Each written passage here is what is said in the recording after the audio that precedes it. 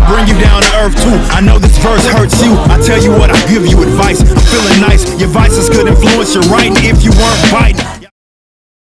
Welcome to 3 Count Commentaries. This is your host, MagMongoSlade. Look, for a long time, we've been joking that Tony Khan is on drugs. We really have. We've been joking and playing that game for a long time. But after this World's End media call, bro, I don't know if we can even continue it being a joke. Some of the stuff that he says in here are absolutely brain dead. So we're going to listen to some of it, and we're going to respond. Because we gotta. Every time this guy opens his mouth, garbage falls from it. And I'm not sure if he realizes it's garbage or not. But even worse is that he's being made fun of. And it's almost as if he's oblivious to the fact that he's been made fun of for some of the crap that he says out of his mouth. So let's get into this. And he's going to talk about booking. That's what we're going to talk about here. The question was, should he delegate some of the tasks? And should he pass booking off to other people? And he says that, you know, he has some folks that help him with creative, and he named off some people. And then he said this. They'll get it. But I'm very excited to talk about the science of the booking. And I think in particular, recently we've had some of our best shows we've ever done. And this year, if you look at 2023, and, you know, just to use as samples, you know, you can look at fan feedback from different shows. One site that measures fan feedback is Cage Match. Look at the top 100 shows this year and look at how many of them are from AEW. And if you throw this version of ROH in there too, you get some more. But it's pretty incredible. And the top 100 shows that have over 50 votes, top 100 shows that even more so that have over 100 votes. Look at those and look at how many of them happened in 2023 from AEW or even a couple more from ROH. And what is he talking about? He says that if you want to look, okay, you want to talk about the booking, you want to talk about the results, look at your arenas. They're empty. Earlier in this call, they tell him that Dynamite is down 10% year over year in this quarter. His response was, well, Raw is down 8% in this quarter, which is true, but Raw is up overall. It's only down this quarter. He is delusional. He's talking about Cage Match. Like 200 people maximum use Cage Match. You have a crowd of 5,000 people. All right? That's more of a barometer of whether people enjoy your show than Cage Match. Why do Cage Match dorks get special? Look, I get it. Again, Tony Khan is a message board guy. He's a dirt sheet guy. He thinks that those fans are the better fans. Those fans are the smarter fans. Those fans are the right kinds of fans to have. But there's just no way you can truly believe that the fans of Cage Match are indicative of the overall wrestling fandom. You just can't believe that. You cannot believe that. I don't care how many people on Cage Match, which is a small site by any measurement. All right? You cannot believe that because Cage Match liked the show, that the show was good or that the show was great. The show did not increase your business. If the show was so great, why wasn't there more people at the next show? Why didn't the ratings increase as the show went along? Why does the ratings for Dynamite decrease every single quarter? For the most part, I'm obviously not sitting here with all the information in front of me. But for the most part, ratings for Dynamite decrease as the show goes on, regardless of who's in the ring. We're at that point now. We're not even at the point where you can say, oh, MJF is still bumping ratings. I don't even think that's happening anymore. It doesn't matter what happens on that show. They get somewhere between 700 and 850,000 people on that show, period. It's not growing. And they started running smaller arenas, I think. I think they ran a smaller arena recently, and they was able to fill it, so it looked good. But for the most part, sometimes they run a regular arena, and that joint looks empty. Like, I'm not hearing nothing about this World's End crowd. I'm not hearing that it's a record gate. I'm not hearing nothing about this crowd. So that would be more of a barometer of how your business is doing. Is if people actually want to watch your show. Not, well, if you look at Cage Match, like, bro, you can't be this brain dead. You cannot be this brain dead. What drugs do you have to do to be that pathetic? Because I don't know if I've never come across somebody who done drugs and made this kind of error in their business. But it's going to get even worse because he's about to get real rambly in a second. So now he's going to talk about the Continental Classic, and he's going to talk about the science experiment that he's been doing here. And I definitely think his daddy needs to go get him drug tested. After you hear this, and I'm going to play it uninterrupted. After you hear this, you will think that he needs to be drug tested. Enjoyed has been the Continental Classic. And again, you didn't give me the perfect setup to talk about this stuff. So I might come back to it, but I've been conducting some pretty experimental booking, and I've really enjoyed the science of it, and I can break down the science of it going into World's End and why I think there's a lot to learn from it. And I think I might as well, now that I've popped the can off it, I'll just keep talking.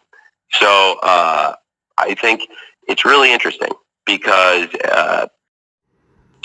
there's an experimental group and a control group. And for me, the control was everything we had been doing, and I took basically the things I've been doing and tried to keep them consistent, and then began doing the experiment that was a Continental Classic. And the nature of it is a very sports-based presentation, and it has some changes from the G1, for example, which in this case I would say the scoring system of 3 points for a win versus 2 makes it a very different incentive to go for the wins. And also, I think the biggest difference possibly is nobody allowed at ringside and no outside interference. And that's probably a misconception from people who don't actually watch the G1 because there has been outside interference, and I think that was something we did to make it different. And then when I look at the tournament itself and executing it, it's the most fun I've ever had working on something. I love working on the Continental Classic, and I think it's been so tremendous and such a highlight of the holidays for me. What is he talking about, though? Here's the thing. What is he talking about, though? He's talking about his enjoyment of the Continental Classic, but he started out talking about an experiment that he's running. He's been running an experiment, which is the things that we've been doing. And then I do the experiment of the Continental Classic. Huh? Wait a minute. So you have a control group. What is your control group? The control group are the things that we've been doing. What does that mean? What does that mean? The rest of the show? Because it's all not doing very good. So I don't understand. What is he talking about? If you do an experiment, for those of you who are not scientifically inclined, you have to have 2 groups. All right? You got to have the experimental group, the one you're going to give the treatment to, and then you got to have the control group. That's the ones who do not get the treatment. And then you measure the differences between the two. Tuskegee, for instance. A lot of people think that black people were being given syphilis. In Tuskegee, it's actually the opposite. The blacks were the control group. They were the ones who were not getting the syphilis treatments, okay? So you got people who are getting the syphilis treatments, and then you got people who are not getting the syphilis treatments, and then you look at the differences between the two. That's how you do a scientific experiment. Your scientific experiment is, I'm going to do bullshit booking on my show, and then I'm going to do more bullshit booking on other parts of my show, and then you're going to measure this how exactly? You're going to look at it in terms of your ratings? Because I don't think the Continental Classic matches are going to be much better in the ratings than any other match on the show. I would imagine certain matches probably did better than others, but I don't think in general the Continental Classic has increased business that much. He's talking about the ratings increase for Collision, but only in respects to when football is on the air. It's like, what is he? This guy, if I was his daddy, I'm drug testing him, bro. I'm not even going to hold you up. You got to piss in the cup. And he probably burned through the cup at this point. There's just no way I'm sitting here listening to this and thinking that this guy is on the up and up. Just no way. Sorry. Hate to break it to you. But you're going through something. You need to be seen by a doctor. You need to see a medical professional. You think that you're doing experimental booking by booking sports-based wrestling on your wrestling show? So I got a mixture of sports-based wrestling with scores and no outside interference versus tons of outside interference. It's like, you don't even really have that because there's not a lot of outside interference in AEW in general anyway. So if you were going to do the experiment, the best way to do it would have been between two shows. If you could say, I'm going to do my regular booking, what I was doing before on Dynamite, but on Collision, we're going to do something different. And then we're going to see how the shows compare. You were already doing that. You was doing that when CM Punk was running the show. He was doing a decidedly different product than what the rest of AEW was. And the shows were actually better.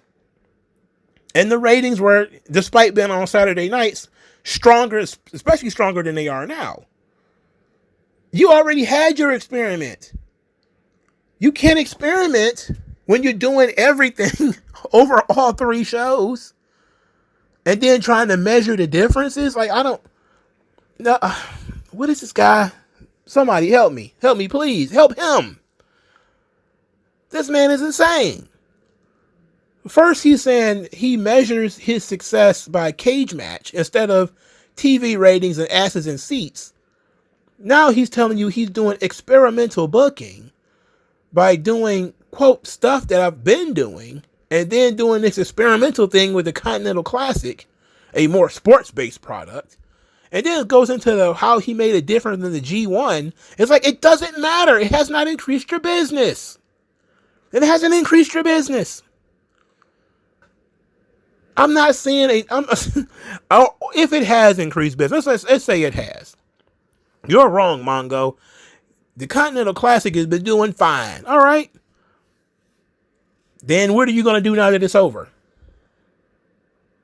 You going to do another one? They asked him about doing a women's Continental Classic. Well, he wasn't down for that. You loved the Continental Classic. It was working. It was doing great. It was a great experiment. You were doing fantastic, but why don't you do it with the women? Oh, no? No? Not interested? Okay. So you didn't like it that much. You didn't think it's going to be that successful. You're not that excited about it. At least WWE, they do dumb shit like women's Royal Rumbles. All right. Not thrilled with it, but at the very least, if they believe in a concept, the girls get one too. You know, they got a men's battle royal. For a long time, they had a women's one. I don't think they have a women's battle royal anymore.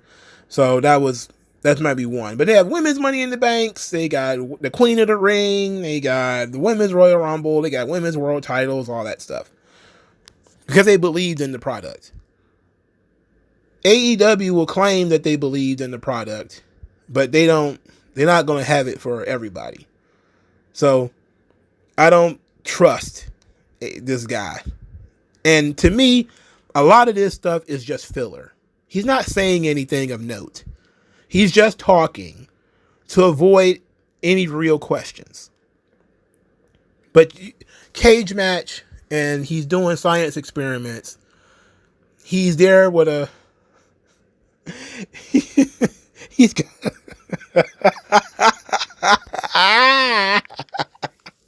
He's got on his lab coat and he sits down with his big book and he's gonna, this is my control group, this is my experimental group, and I'm gonna get to work. I'm gonna get to the bottom of good booking. I'm gonna break it down into a science. Like, it's not a science. It's not that hard. All you gotta do is look at what was successful before.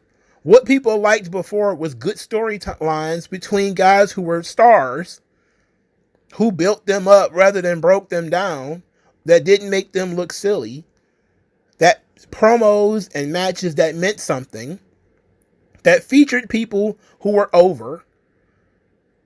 You drew with that. You did well with that.